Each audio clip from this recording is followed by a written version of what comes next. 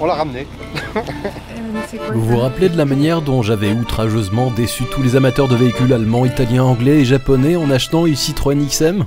Le rapatriement aurait fait la fierté des amateurs d'éco-conduite avec un embrayage qui suppliait qu'on l'achève rapidement. Embrayage remplacé promptement, ce qui nous a permis de confirmer sur la route qu'un skateboard pouvait plus confortablement encaisser les ralentisseurs. Voilà donc une paire de boules qui nous permettent d'introduire cette vidéo. C'est l'heure des sphères. Une pour chaque roue arrière. J'espère qu'avec ça, on partira sur de bonnes bases. J'ai aussi des flexibles de frein. Ceux l'avant, ils commencent à être craquelés. Donc merci Alex d'Autoshop.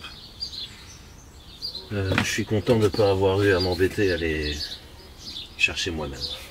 Bien sûr, avant de commencer quoi que ce soit, on va dépressuriser le système. Tiens, une nouvelle fuite.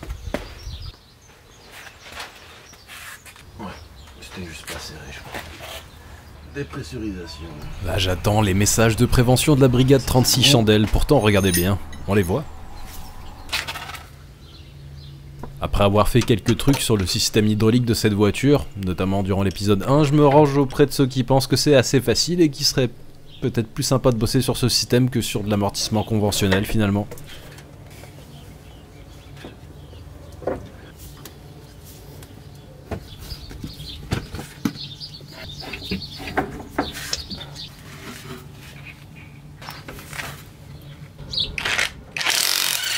Remplacer les flexibles de frein maintenant, c'est sans doute une bonne idée, on pourra refaire le niveau de l'HM en une fois après avoir purgé les étriers.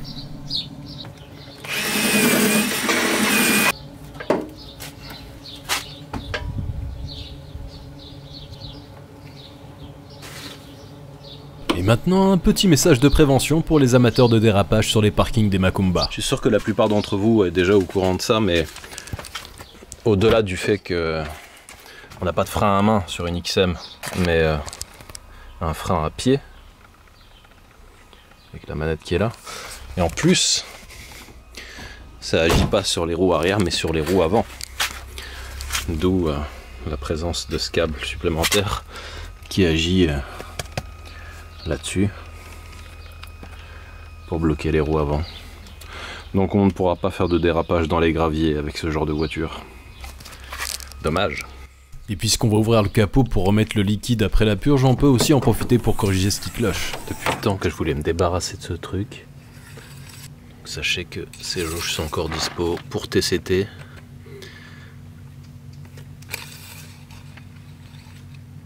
Et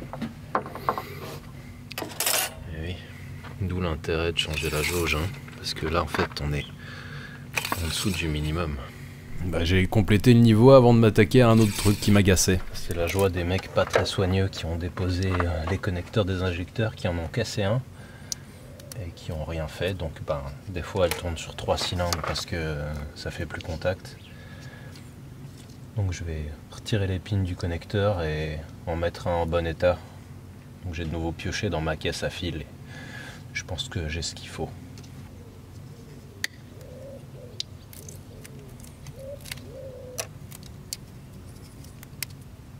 Voilà un connecteur qui ira nickel en remplacement, qui en plus est bien plus facile à débrancher. Enfin, si j'arrive à l'installer, parce que pour l'instant c'est la galère habituelle pour sortir les broches. Quelle merde. Je déteste faire ça. Tu es de le massacrer pour pouvoir sortir, mais j'ai jamais vu ce système. Niveau isolation, j'ai pas eu de mal à faire quelque chose de plus esthétique et sans doute plus efficace qu'avant.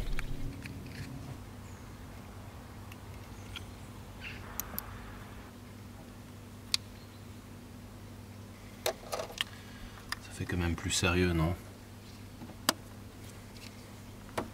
Faudra presque que je reprenne tous les autres, mais j'ai ce qu'on appelle la flemme. Et voilà, il ne reste plus qu'à compléter le niveau de LHM. Chez Racing Lube, ils ont dû se demander ce qui se passait quand je leur ai demandé. Citroën, c'est pas vraiment dans mes habitudes. Bref, passons à ce qui va nous occuper un bon moment maintenant. Voilà, le futur chantier est en place, puisque c'est maintenant que ça se passe. Ouh, d'ailleurs, on voit bien ici les fameux défauts qu'il va falloir corriger. Essentiellement la grêle et, dans un second temps, le vernis qui a pris son indépendance, comme sur beaucoup de Françaises de cette époque.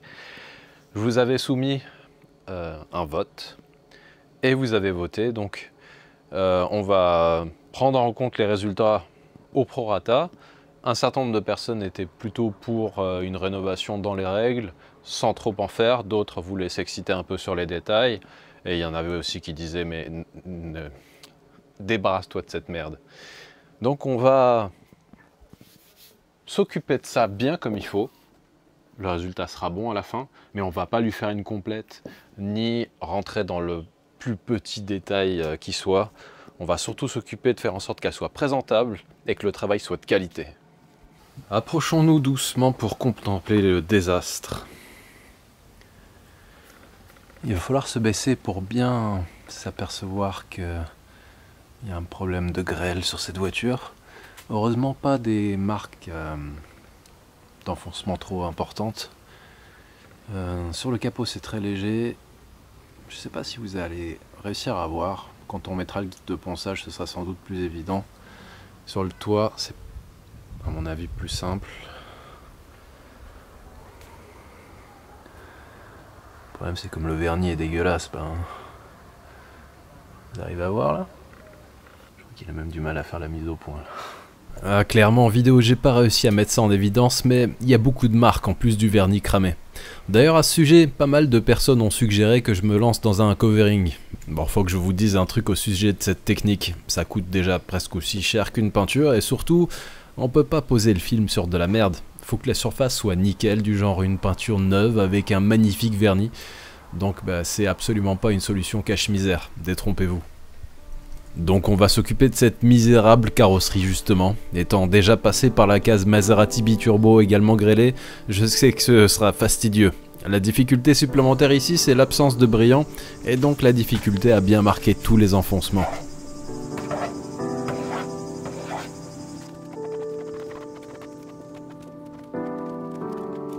En ponçant bien à plat, j'arrive quand même à dégager un contraste qui me facilite un peu la vie.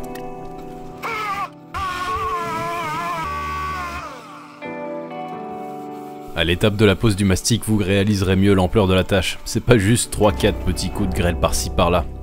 Et en plus du toit, il y a évidemment le capot qui était bien exposé. Évidemment, sans vernis, non seulement c'est pas facile de trouver les creux, mais ça règle aussi la question du débosselage en passant par sous la tôle. Au moins le ciel de toit n'aura pas à être déposé, et tant mieux, ça m'arrange. Comme il est en super état... Le ponçage permet aussi de révéler d'anciennes réparations et du matériel de pas très bonne qualité, puisque sur l'aile arrière droite, le vernis avait disparu en relativement peu de temps, alors que le reste de la voiture avait souffert uniquement sur ses éléments horizontaux. Et voilà la première passe de ponçage terminée au 400. Bon, évidemment maintenant il faut tout poncer à la main parce que à la cale ou à la ponceuse, comme il y a un creux à chaque fois, si on fait rien, le mastic il va pas adhérer à ces endroits. Donc le meilleur outil c'est le doigt. C'est pas parce que c'est une XM qu'on doit faire n'importe quoi, hein. J'espère que vous me serez redevable de cette immense dévotion que j'ai pour la XM désormais. Voilà, c'est le moment où on s'amuse le plus. Il faut tout reponcer. Quoi qu'au moins ce mastic polyester, je dois dire qu'il se ponce plutôt facilement. C'est une bonne chose. Si vous avez jamais fait ce genre de truc, sachez que savoir où s'arrêter dans le ponçage c'est pas inné et vaut mieux caresser la tôle pendant plusieurs pleines minutes que de tout recommencer parce qu'on est allé trop loin. Voilà, première passe de ponçage finie. Vous embêtez pas à compter, sur le capot, je l'ai fait, il y en a 48. Maintenant il va rester à en remettre une petite couche avec le mastic de finition sans catalyseur. Dans l'ensemble ça s'est pas trop mal passé. Il y a juste quelques endroits où le mastic s'est rétracté au milieu. Il en manque un peu. Il reste une dizaine de spots où il faudra remettre un peu de mastic. Et après reponçage du dit mastic, on va pouvoir mettre de l'après-garnissant et passer un bon coup de cale de nouveau. Et après il restera à préparer pour la peinture et le vernis. Et en fait ça paraît court dit comme ça, mais ça va être encore assez long. Voilà le secret de ce genre d'opération et j'ai mis longtemps avant de le comprendre et d'admettre qu'il fallait passer par là. Non, l'après-garnissant c'est pas vraiment un truc dont on peut se passer, c'est juste la condition pour obtenir un bon résultat à la fin. Ok, donc le petit compte rendu de la journée, ponçage, masticage, ponçage, masticage, etc., etc. Là j'ai rincé tout ça. Ici je sais que c'est pas encore tout à fait ça, mais bon, ça ira une étape ou une autre. La grêle, ça donne l'impression qu'on a des petits coups de pinceau vraiment localisé, et en fait ouais, ça déforme bien autour, donc ça fait des gros patchs de mastic quand même, mais c'est nécessaire, hein. Franchement il faut pas moins. Voilà, donc bah je vous ai pas montré grand chose parce que c'est mortel à filmer en fait, même en timelapse c'est totalement inintéressant, et on a déjà fait ce genre de chantier pour d'autres voitures, donc on va se concentrer sur les grandes étapes et puis le résultat final.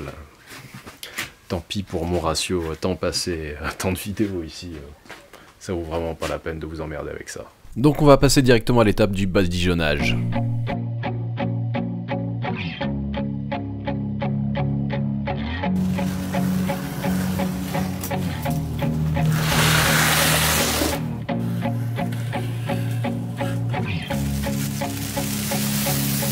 Bon, l'après-garnissant, il peut pas se passer quoi que ce soit de catastrophique a priori. Mais il peut même y avoir des merdes dans la peinture, on s'en fout.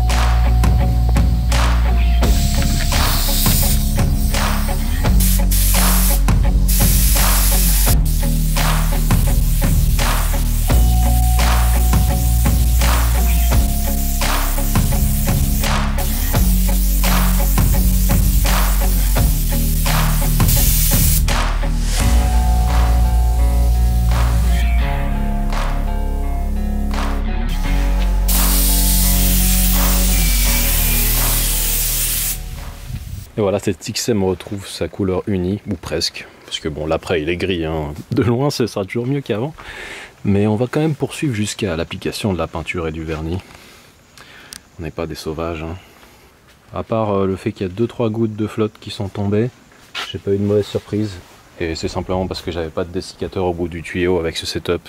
C'est pas très grave, l'endroit où c'est tombé, ça a vraiment qu'une importance, ça aurait été poncé dans tous les cas, et non, dans l'ensemble c'est plutôt bien.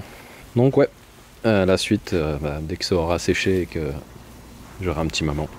Ouais, bon, j'avais oublié de masquer ici, mais c'est pas grave. J'ai eu le masque avant, je vais le repeindre dans tous les cas, donc c'est pas un souci. Ah si, là aussi j'ai oublié. Ah putain. Bon. Après, ça va, c'est léger.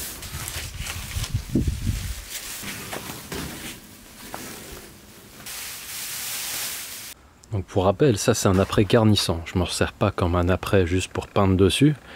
Je m'en sers surtout pour éliminer les derniers défauts qui resteraient niveau grêle, que j'aurais pas rattrapé au mastic. Donc j'en ai mis une couche assez costaud quoi. Forcément, il y a des zones qui pourraient paraître comme étant mal masquées, mais simplement, non, je m'en fiche, c'est juste que je vais poncer tout ça de toute façon. Moi ce qui m'intéresse c'est tout ce qui est sur les panneaux. Ça aussi je vais poncer.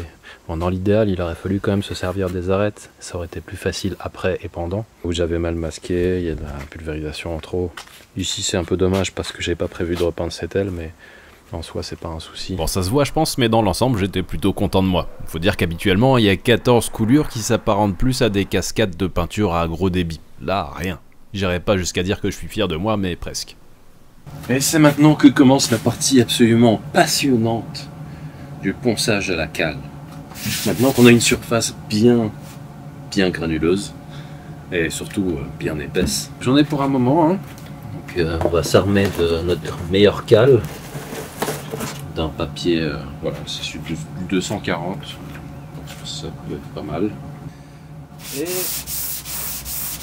on y va gaiement.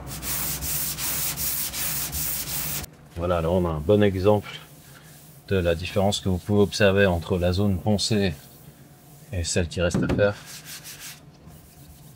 Là j'ai juste passé le 240, il y a encore d'ailleurs des endroits qui manquent un peu de ponçage, mais de toute façon il y a une passe après à faire au 320 et encore une autre au 400 voire au 500. Au 240 c'est vraiment de réussir à raboter la surface pour avoir un truc, et là je sens plus aucune aspérité.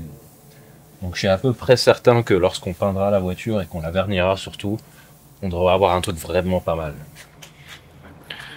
Mais en attendant, j'en ai quand même marre. Non, ça va plus vite que ce que je pensais. Dans mes souvenirs, c'était plus galère que ça.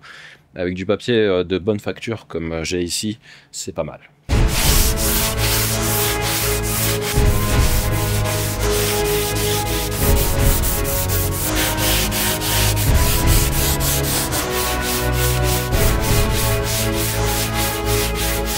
On a quasiment terminé le travail de peinture à proprement parler, et puis là on se rend compte que il reste tout le démontage, le masquage, et comme on peut pas s'arrêter de peindre n'importe où, il faut donc j'essaie de faire les choses bien.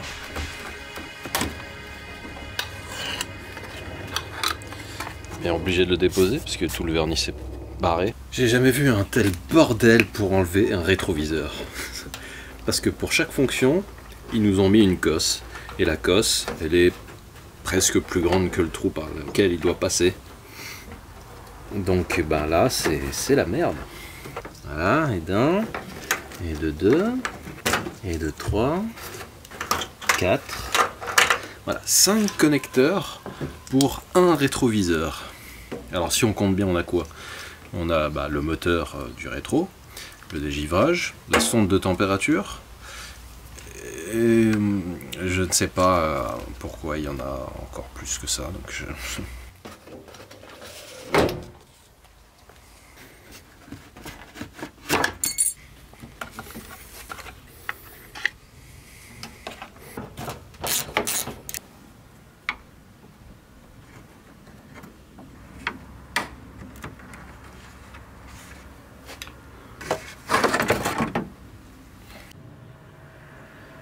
il nous faut un plan d'action parce que ça va pas être si simple d'avoir un résultat correct sur...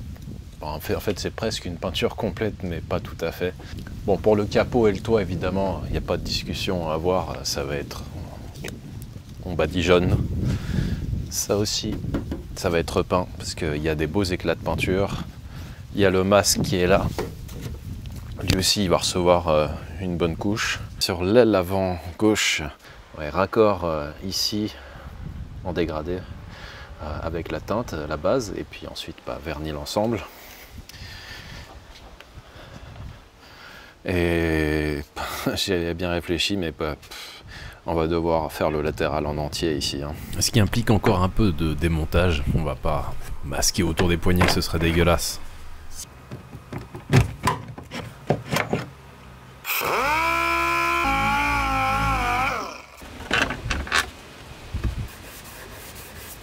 On va passer à la dernière phase de ponçage. J'ai tout passé à la cale en grade 3, ça doit être quelque chose comme du 320. Mais on peut pas directement peindre par-dessus parce qu'on verrait les marques de ponçage. 500, quelque chose comme ça, à l'orbital, et on aura normalement quelque chose d'invisible. Ça c'est le gros travail qui reste à faire. D'autant plus que ma ponceuse est vraiment à bout de souffle. Donc j'en ai commandé une autre d'occasion, mais il faut le temps qu'elle arrive. Et, non. J'ai pas le temps d'attendre, il va se mettre à pleuvoir dans 2 jours. Ça va être tendu. J'ai repassé un coup de chiffon et de soufflette et il reste encore des défauts de ponçage. Notre première phase de ponçage ici n'a pas été suffisante, mais ça va, il y en a pas. C'est surtout au milieu du toit ici, toute cette zone, tout ça là. Il faut que je repasse un coup. Là aussi, il faudrait que j'insiste encore un peu. Il y a des marques de ponçage à la cale. Là je me doute que vous commencez à trouver ça répétitif et interminable. Et imaginez pour moi, si vous connaissez bien mes précédentes expériences en peinture, en plus vous savez que toute cette attention du détail sera balayée par une mise en peinture probablement foirée. Voilà, dégraissage fini, j'ai passé un bon coup de propre également. Donc demain il faudra encore que je fasse une passe de dégraissage supplémentaire. Mais ouais, normalement c'est fin prêt.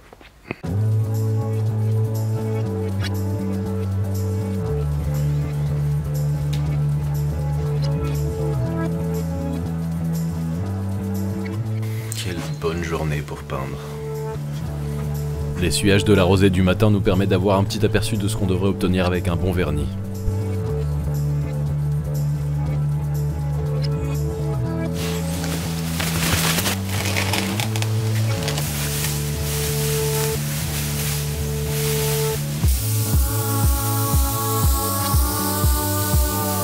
Est-ce que vous relevez d'emblée la grossière erreur que je suis en train de commettre? L'aspect que vous avez là c'est normal, la première passe c'est juste la pulvérisation en brouillard, mais c'est par la suite, voilà, là ça commence à vraiment merder. Et vous savez pourquoi? Je vais vous l'expliquer après. Non mais là je suis en train de péter un câble, bon je suis occupé. Juste après.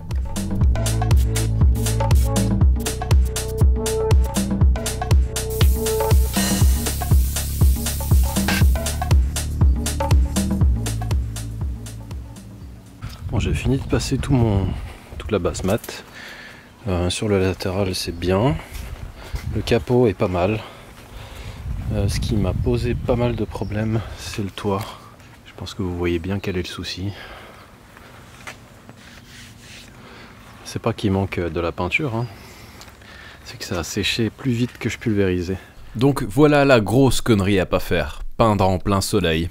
Avec la tonnelle que j'installe d'habitude, ça aurait été nickel, mais là, j'ai dû bricoler pour pouvoir continuer. J'avais déjà utilisé beaucoup de peinture, en vain. Bon, vous vous demandez bien ce que ça a pu donner, n'est-ce pas? Eh ben, c'est à chier. Les conditions étaient vraiment extrêmement défavorables. Donc ben, ça séchait aussi vite que j'appliquais la peinture, donc ça a été vraiment merdique. Comme elle était à rêche à mort, je l'ai poncé au 1002 puis au 2000 en me disant que avec un peu de chance ça arrangerait le coup. Mais le problème c'est qu'il y a pas mal de marques de ce ponçage qu'on voit à travers le vernis. Et donc ben, le toit n'est pas formidable. Sur le capot, j'ai eu la présence d'esprit de me dire bon ben tant pis, on y remet un peu de peinture. J'ai repulvérisé un voile. Et donc ben, là le ponçage ne se voit pas, c'est bien, mais au niveau du vernis je sais pas ce qui s'est passé. C'est la première fois que j'ai ce problème avec ce pistolet setup. J'ai de l'eau qui s'est pulvérisée en même temps que le reste alors que j'ai un dessiccateur et tout ce qu'il faut. C'est les défauts qu'on voit là. Et dans ce cas de figure on peut en principe en envoyant une bonne dose d'air virer une partie de l'eau, l'écarter du panneau complètement. Ça a marché à certains endroits, mais ici j'ai envoyé de la peinture avec, donc j'ai fait une magnifique coulure sur le capot, une chose qui est difficile à faire parce que c'est quasiment horizontal comme panneau, mais j'ai réussi à le faire, voilà. Bon, soit. Sur les éléments latéraux, et ben ouais, voilà, comme d'habitude j'ai réussi à faire des superbes coulures. Ça me désole. En plus, c'est vraiment pas des endroits faciles à reprendre. Et il y en a là-bas, il y en a ici, et il y en a là. C'est génial.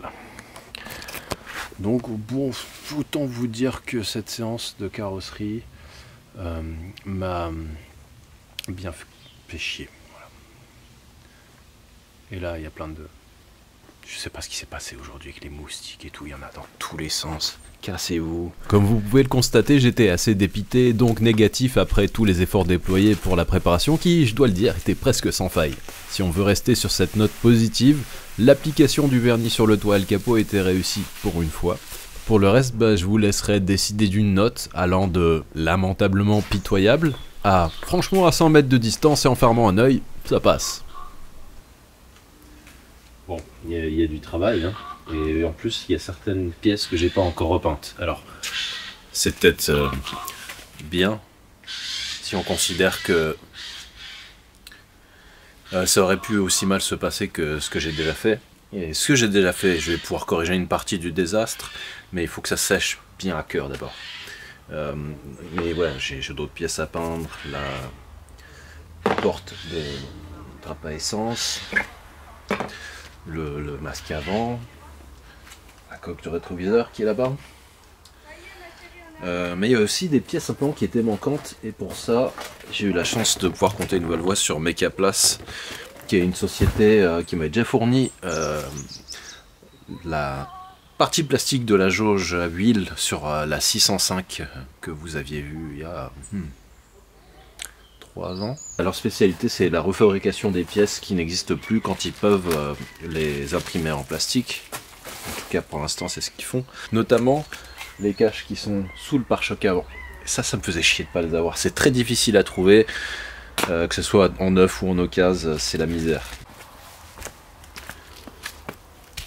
Et justement, comme elles se montent bien, on va pouvoir les préparer pour la peinture. C'est le moment d'étraîner ma nouvelle ponceuse d'occasion. Et la valeureuse ponceuse Parkside, qui a dû bien faire ses 1000 heures de fonctionnement, largement. Et ben autant vous dire que même au maximum du débit d'air, elle a plus rien dans le sac.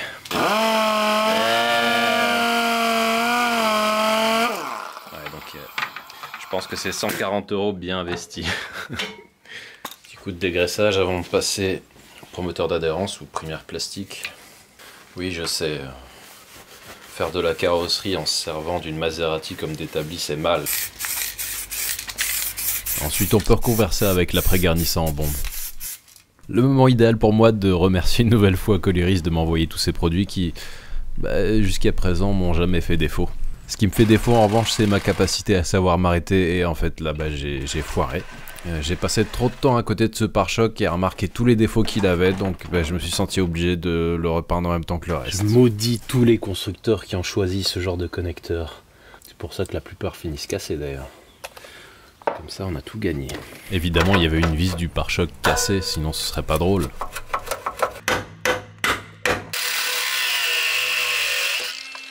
Donc voilà les multiples raisons qui m'ont poussé à démonter ce pare-choc pour le refaire. Déjà ça c'est vraiment vilain. Il y a aussi une fissure là. En dessous. Là ça commence à être un peu violent. Et en plus, le support qui est censé être là, qui est encore de l'autre côté, ne tient plus. Je vais vous montrer ma méthode désormais pour rapidement venir à bout de ce genre de problème. On creuse tous les défauts en les rendant les plus rugueux possibles pour une bonne accroche. Après, je place quelques agrafes pour maintenir toutes les fissures correctement en place avant de finalement appliquer une bonne dose de colle bicomposant.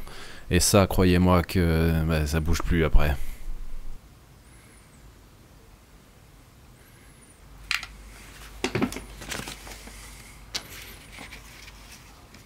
Et voilà tous les endroits où j'ai vidé mon tube.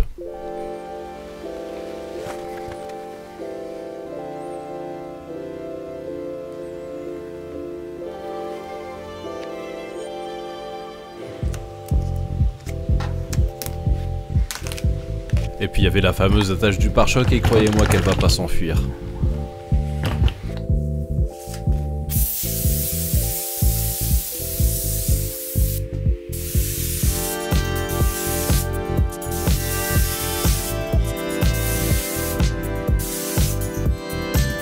J'ai oublié de lancer la vidéo je crois. Pour résumer c'était comme d'hab pas évident. Le problème c'est que je sais pas me raisonner. Je savais que j'étais vraiment juste en peinture vu les problèmes que j'avais eu sur la XM l'autre jour et j'ai fait quand même. Ça a pas loupé là. Je suis vraiment ric-rac donc on est au-delà du minimum requis en termes de quantité parce que j'ai même dû utiliser un peu de bombe gris sur le pare-choc. Ce que j'aurais dû faire d'ailleurs c'est d'abord pulvériser ma bombe et après compenser au pistolet. Et j'aurais économisé pas mal de peinture. Mais bon, voilà, c'est fait, c'est trop tard.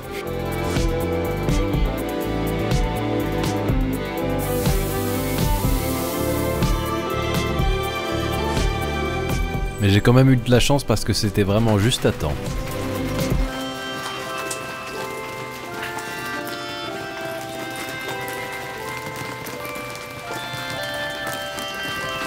Là, même si c'était sec en surface, c'était pas encore prêt à être remonté, donc je me suis occupé des petits problèmes qui me restaient avant ça.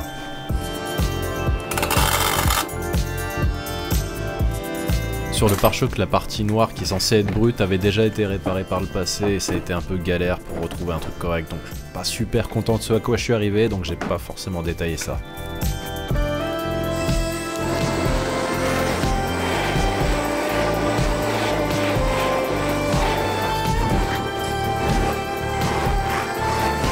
En fait, si on regarde bien, Citroën avait anticipé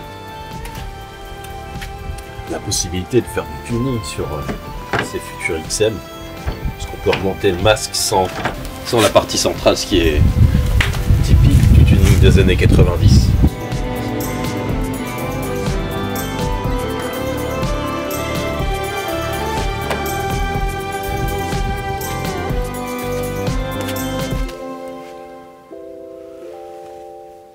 Et à ce point du séchage, j'ai enfin pu mettre à contribution mon incroyable expertise développée sur la Maserati sur laquelle j'ai fait des coulures incroyables.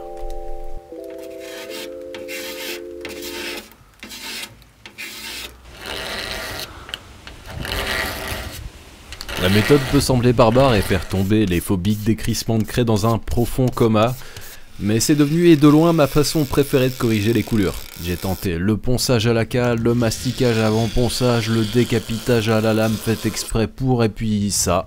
Et ça marche du tonnerre. Ah bah ça, après, on va pouvoir en faire du ponçage et du lustrage. Donc il y a toutes ces zones-là. Ici. Là. Petit coin ici. J'ai testé là où une bestiole avait nagé, ça fonctionne pas trop mal. Il y a tout ça. Ici. Là. Là-bas. On a ça. Et on finit avec une petite zone là. Il y a aussi, bah oui, j'allais oublier, le capot. Les deux zones là. Et cette aile là. Voilà. On a de quoi s'occuper.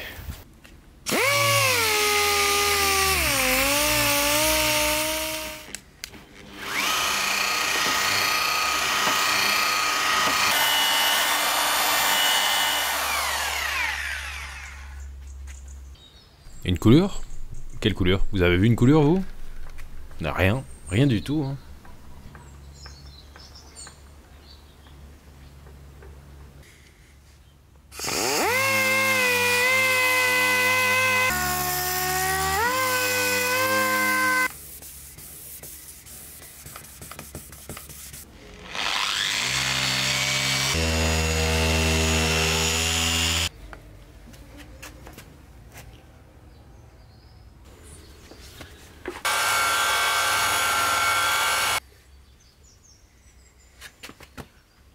Après avoir corrigé toutes mes conneries, je pouvais continuer à rafraîchir les plastiques bruts à coups de chalumeau.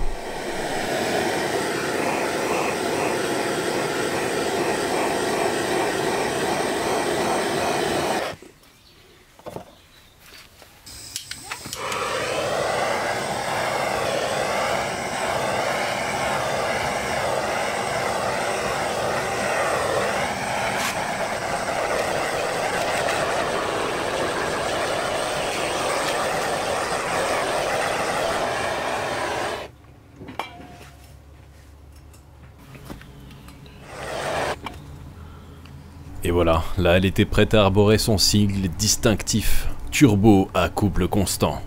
Bon, c'est pas super poétique. Et aussi proche des bas de caisse, j'ai pas pu m'empêcher de trouver que tout ça était quand même plein de goudron dégueulasse, donc je m'en suis occupé. Les jantes aussi y sont passées, finalement elles sont pas en mauvais état. On en a presque fini avec la partie extérieure et on a aussi 2-3 détails à régler dedans. Ce sera rapide, vous verrez. Déjà, le rétroéclairage du poste était hors service, et donc on pouvait rien lire sur l'écran. Pour corriger ça, il suffit de démonter la façade, la mettre en pièces, et de remplacer les 3 ampoules dont le fil allemand a cassé.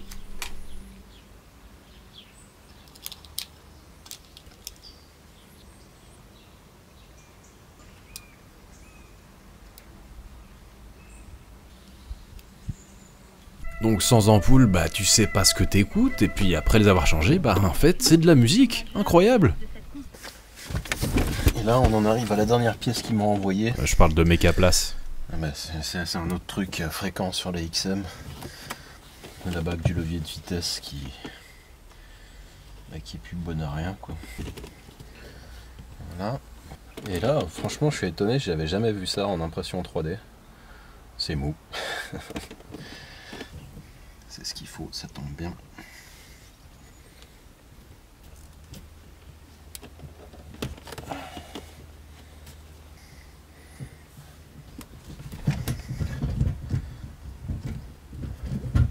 Ça change bien la prise en main du levier.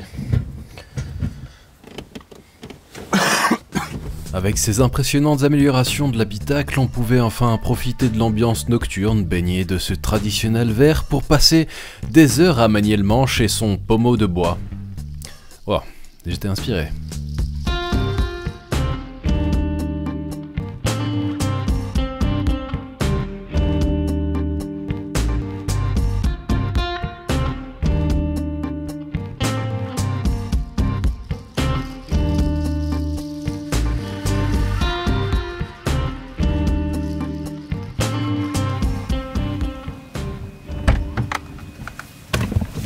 parle du levier de vitesse. Depuis l'achat, j'avais remarqué qu'il y avait un truc, non pas depuis l'achat, parce que sur le trajet retour, le trajet initial, j'ai pas pu être particulièrement violent avec le moteur, donc ça risquait pas d'arriver. Mais dans d'autres circonstances, après le remplacement d'embrayage, j'ai remarqué que sur les grands changements de charge moteur, le levier bougeait beaucoup. Le support anti-couple supérieur, il est cuit. Donc c'est ce cil en bloc à l'intérieur de support qui est attaché là et sur le cil en bloc principal ici, sur le support moteur. Donc je vais devoir caler le bloc par-dessous. Donc voilà la pièce en question. Si le diamètre est le bon, ça passera.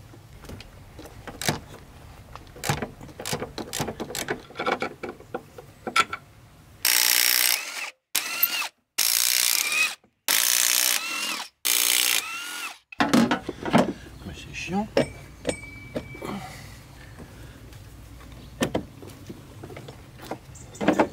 Voilà. Donc voyons voir. Ah ouais, je crois qu'effectivement c'est fini pour lui.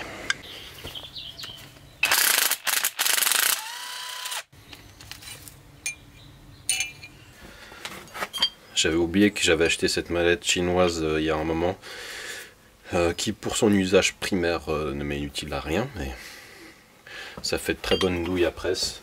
J'ai pas de presse non plus, mais j'ai un étau. C'est tout ce qu'il faut.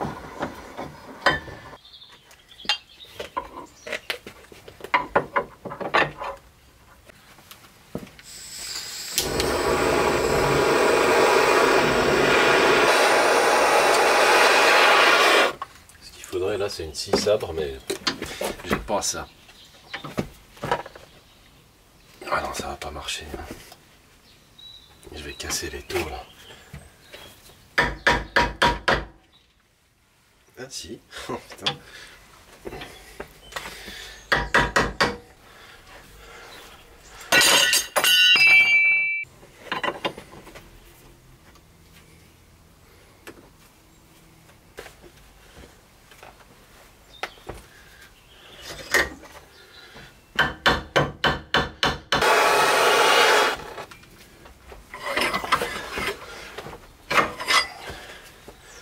Bon, à tous les coups, il a mieux valu aligner parfaitement ce point et ça.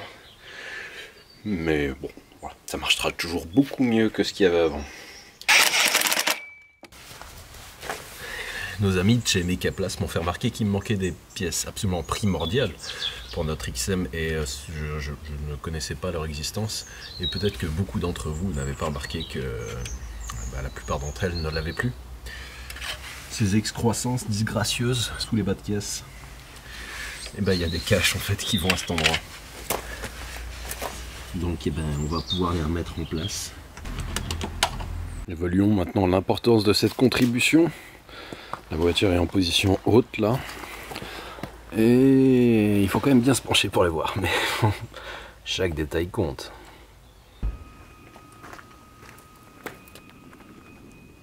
C'est pas un kit lowrider, mais c'est vrai que c'est marrant. Alors j'y pense cette fois-ci et je suis obligé de vous le montrer parce que ça suscite une excitation presque sexuelle chez elle. Certains d'entre vous, ou peut-être qui regardent pas, je sais pas. Mais elle dispose bien du vitrage qui sépare le coffre de l'habitacle. Voilà. Je sais pas ce qui est excitant que ça, mais elle l'a. Et elle a même les fameux tapis 3D optionnels qui sont là dans le coffre. Incroyable. Bon, déjà, est-ce que la XM est désormais à la hauteur de l'image qu'elle doit véhiculer en termes de confort? On a fait ce qu'il fallait, donc oui. Je peux désormais prendre les dodanes à pleine vitesse sans que ça ait de vraies conséquences sur l'assiette de la voiture ou mes lombaires. Ce que j'ai fait tout à l'heure avec le support moteur, c'est bon aussi. Tout fonctionne dans cette voiture. Et c'est déjà pas mal. Et en bonus, elle présente pas trop mal. Et oui, l'an prochain, elle aura 30 ans. C'est quand même pas rien. Le seul truc qui me fait chier, c'est que J'ai remplacé le kit d'embrayage et à cette occasion j'ai changé le joint spi Villebrequin côté boîte et ça suinte encore, comme avant en fait.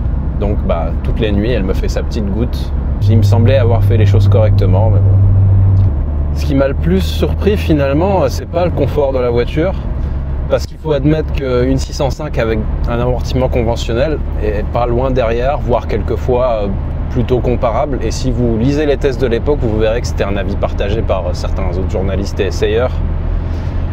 Non, c'est plutôt les performances de la voiture finalement. Et, le TCT là-dedans, ça marche bien. Si on compare par rapport à la Saab, on a un 2 litres 250 chevaux avec un turbo, donc c'est une configuration similaire, mais d'origine, parce que la Saab, bon maintenant, ça marche quand même nettement mieux. Mais ça s'explique aussi simplement parce que là, on a 300 kg de moins, quelque chose comme ça. Donc 3,10 et demi de moins à véhiculer, c'est pas rien. D'ailleurs, on peut s'amuser à vérifier les performances de la voiture. Parce que c'est peut-être en termes de sensation seulement qu'elle fait illusion, mais on va voir. On va passer en mode sport, ça évitera que la voiture s'affaisse trop.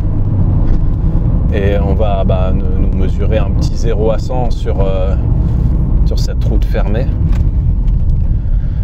C'est important la sécurité, n'est-ce pas ?